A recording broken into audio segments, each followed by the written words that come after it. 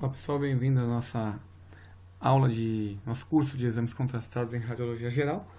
E a aula de hoje nós vamos abordar o exame de trânsito intestinal em exames contrastados.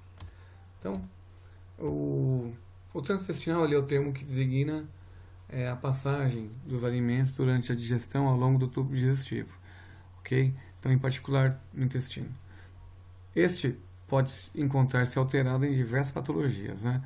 Ou ser modificado pelo estresse também, medicamentos ou pela dieta. Na radiologia, o meio de contraste ele irá demonstrar a morfologia, bem como ele irá auxiliar na verificação de alguma possível patologia ou disfunção do trato digestivo. Ele é indicado na doença de Crohn, em fístulas, oclusão intestinal, úlceras, enterite ou gastroenterite, neoplasias, síndrome da má absorção, patologias do íleo terminal. Ele é contraindicado, o uso do bário está contraindicado quando houver chance de seu extravasamento para a cavidade peritoneal. Tá? Então, essa é a contraindicação do bário.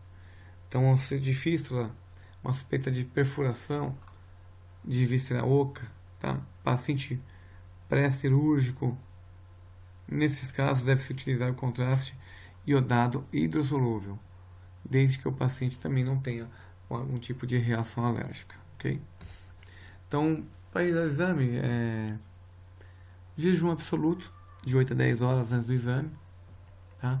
E o paciente é instruído a não fumar cigarro ou mascar chiclete durante o jejum, para que não venha a estar aumentando a produção do suco gástrico.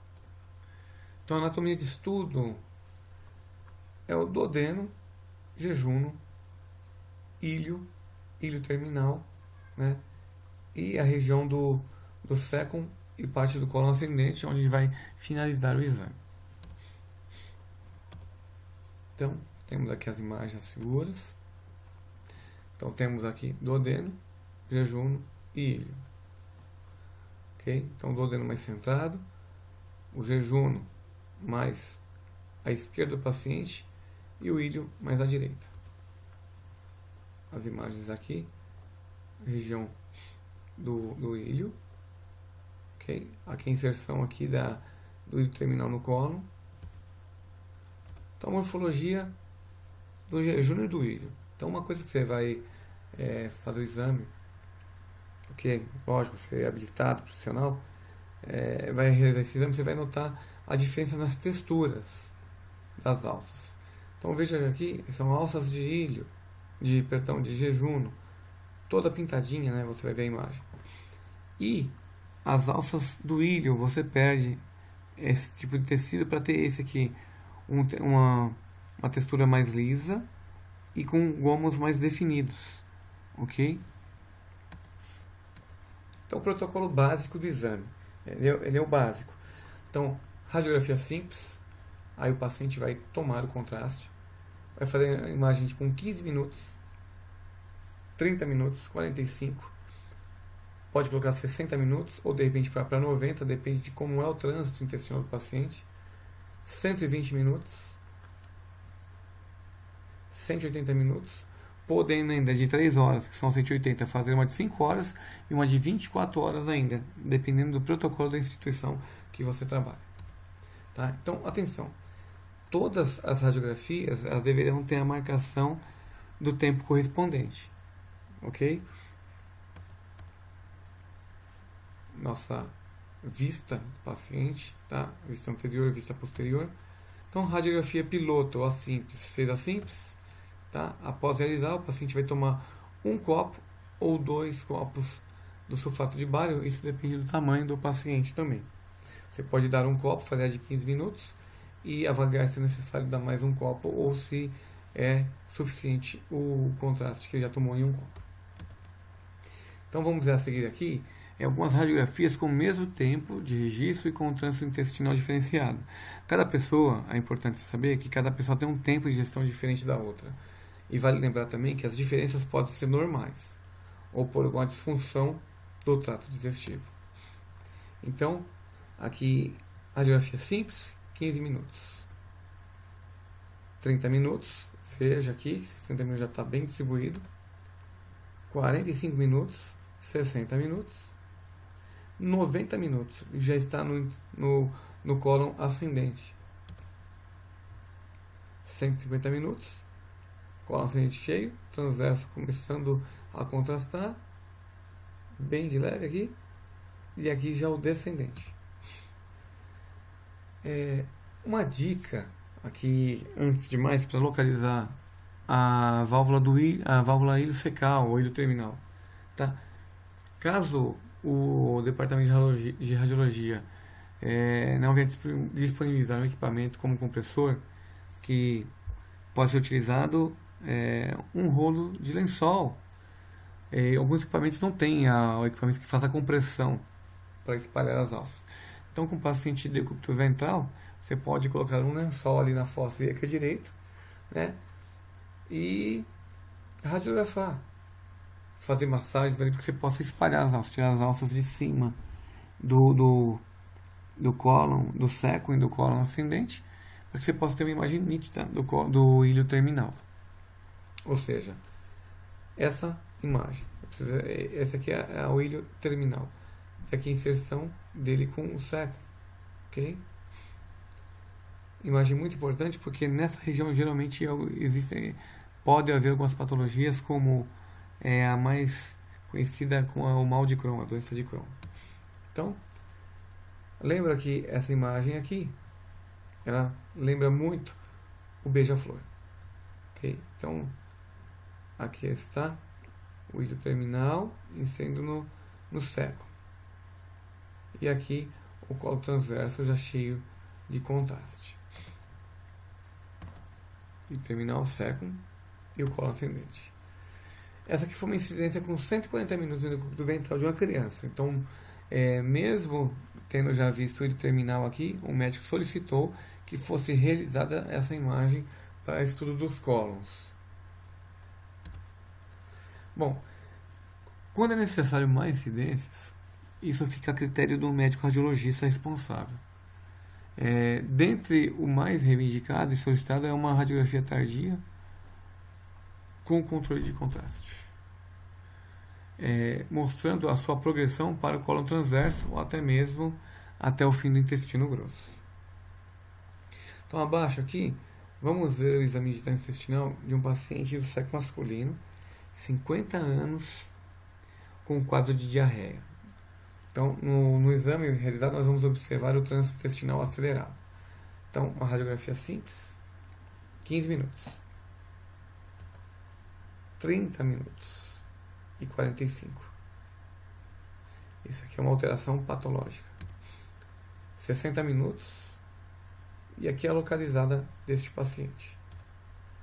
Então, a localizada, mais uma vez aqui, bem separado, né? Conseguindo se afastar aqui as alças, para ver essa transição bem nítida, sem sobreposição. E aqui está o ilho terminal inserindo no século. Mais uma imagem. Paciente oblíqua anterior direita. Veja aqui.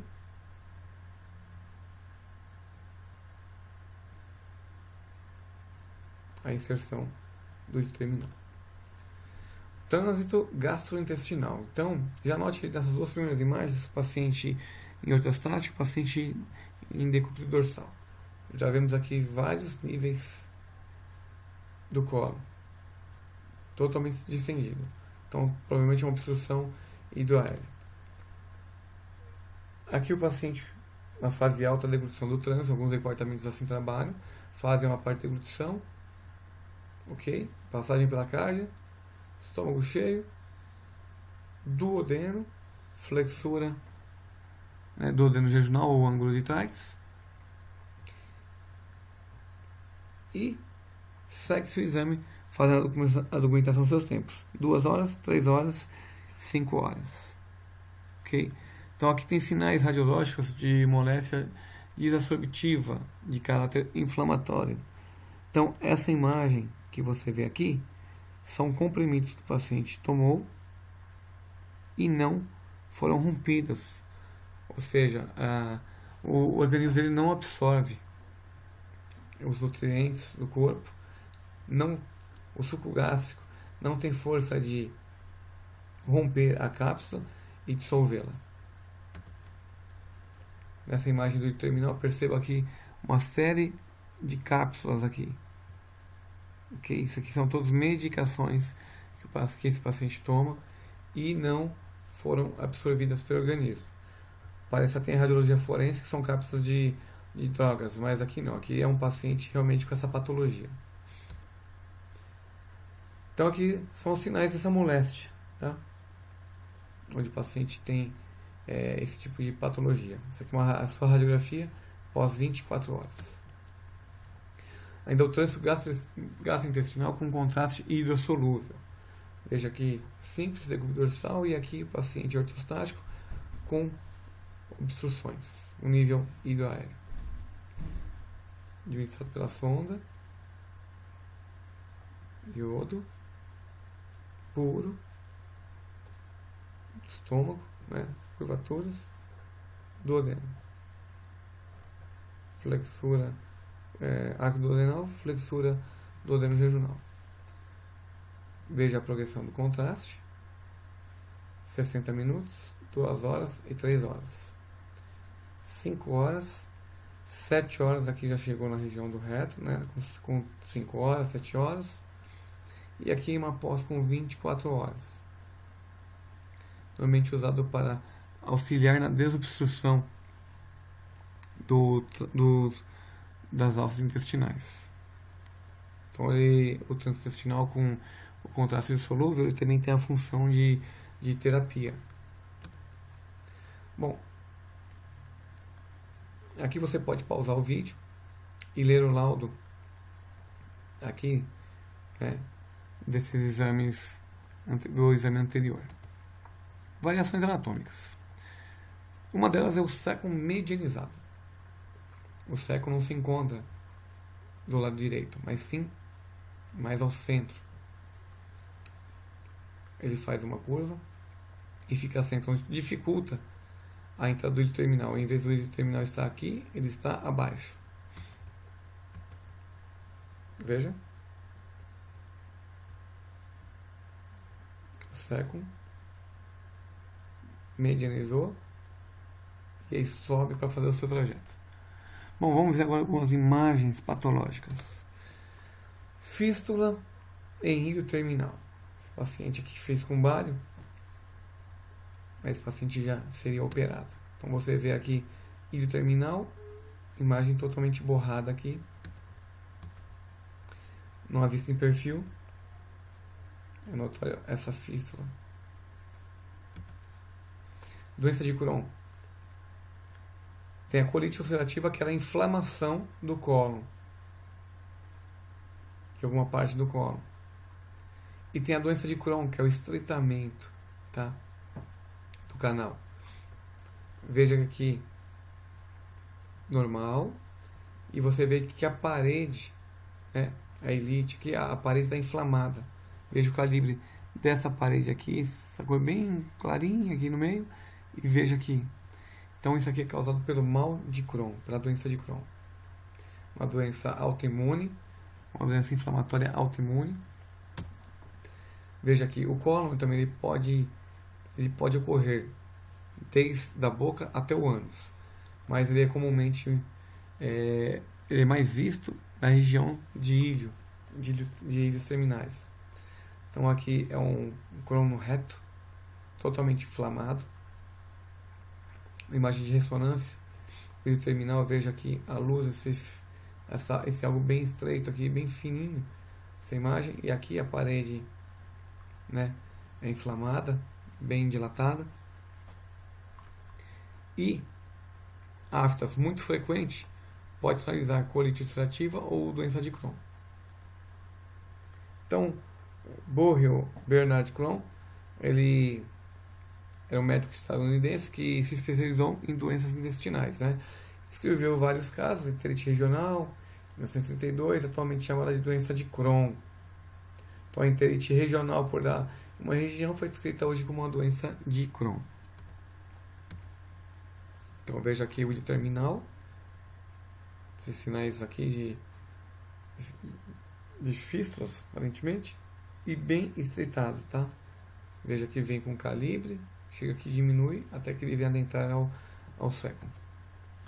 Tem o divertículo de Meckel, que é essa saculação aqui em uma alça, e geralmente ele é um achado radiológico no exame de transintestinal. Por quê? Porque geralmente esse tipo de patologia, esse tipo de malformação aqui, ele é encontrado em cintilografias. Então esse achado ele não é comum, mas ele é importante, tá? É um divertículo congênito de pequena protuberância. E a cintilografia ela é o exame indicado para diagnosticar esse tipo de divertículo e captar possíveis sangramentos relacionados a ele. Então, o paciente fez aqui o exame de transintestinal e aqui você vê esse divertículo. Ok? Essa imagem aqui tem os créditos da Sociedade Espanhola de Radiologia. Bom, essa foi a nossa aula sobre trânsito intestinal. Espero que você tenha absorvido o conhecimento, né? Te vejo na próxima aula sobre o enema opaco. Então, Deus abençoe e até a nossa próxima aula.